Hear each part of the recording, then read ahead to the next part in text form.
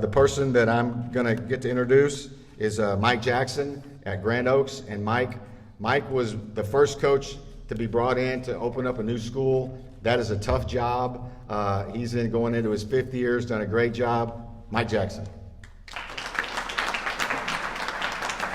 Mr. Buckaloo alluded to the fact that we have 3 of these that we have to go to. So we spoke yesterday, we'll speak tomorrow. And I always come back from these things and I figure out that I've learned something. See, I started talking and y'all think that I'm going to be the next Kendall Hyman and forget my principal, but I got you. Mr. Buddy Bush, we feel like we're already 1-0 this season because we got him from Conroe 9, so we already got up 1 on North County. So Mr. Bush, can you stand up? This is a homecoming for him. Sorry, Kendall, I didn't want to bring that up again, but it's brought up. I always learn stuff when I come back, and these are smart men. These are great coaches, but they're smarter men. And I'm not a math guy. Dr. Povich, my former principal, who's now bumped upstairs, he was a math guy, and he had all the analytics, and I'd just listen and nod and try not to look too foolish. So I'd come back, and we'd talk about what we learned. So yesterday, here's what I learned. Oak Ridge lost, I think, 5 games by 14 points. Very talented, and they were in games they didn't know how to finish. I learned yesterday that I'm old because last year Coach Smith stood up and said, I've been in it, 35, 36 years, Coach. What is it now, 37? 37. So last year he said 36, and I thought, man, he's been in a long time. Well, last year was year 29 for me. It didn't really dawn on me. So this year when he said it, I stood up and I said, it's my 30th year as a head coach. Well, I officially, I guess when you get that 30 there, it's getting there.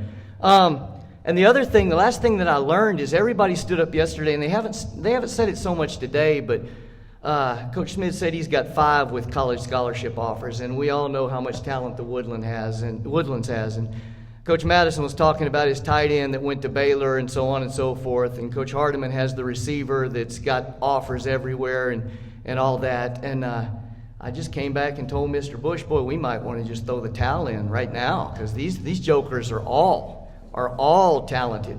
So to that end, because I am not the smartest person in the room, I went to my staff yesterday and I honestly did this. This is a true story.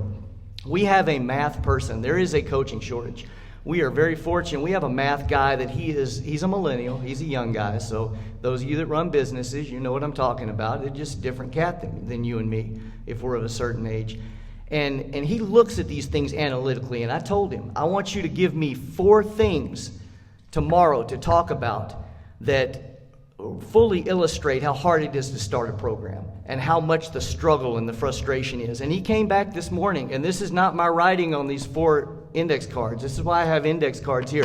And this is what he put. Now, let's be clear. I was very, very clear on what I asked him to do. Not my struggles, not Mike Jackson's struggles, but Grand Oaks struggles.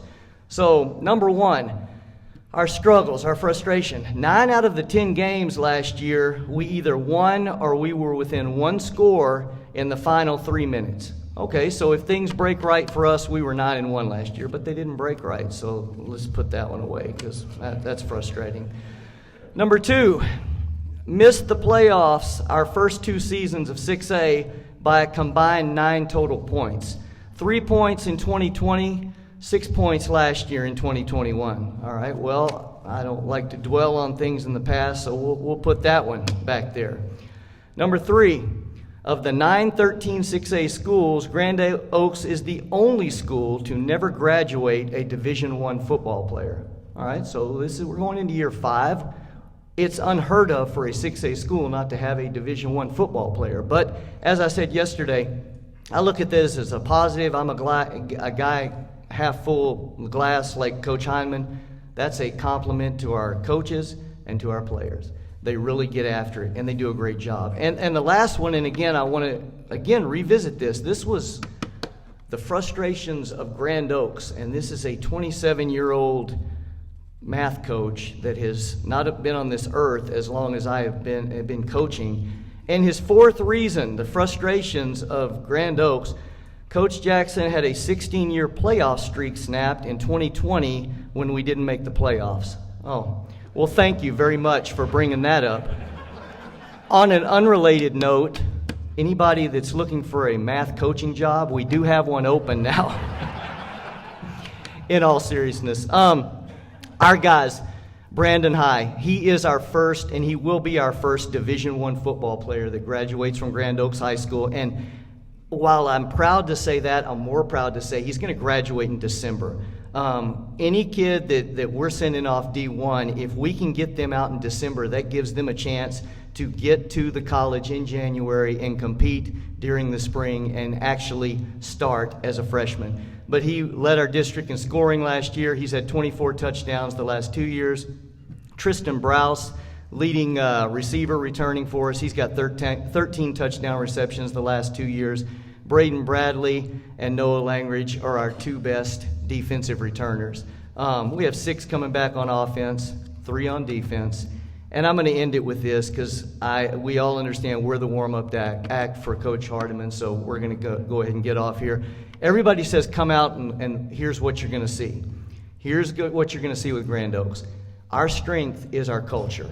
And I promise you this, all of you people, all you folks that come to watch the Tigers, when you come up here October 21st, I promise you will look out in pregame and you're going to look at one team on one side of the field warming up, and you'll look at the other team on the other side of the field, and it's not going to look the same.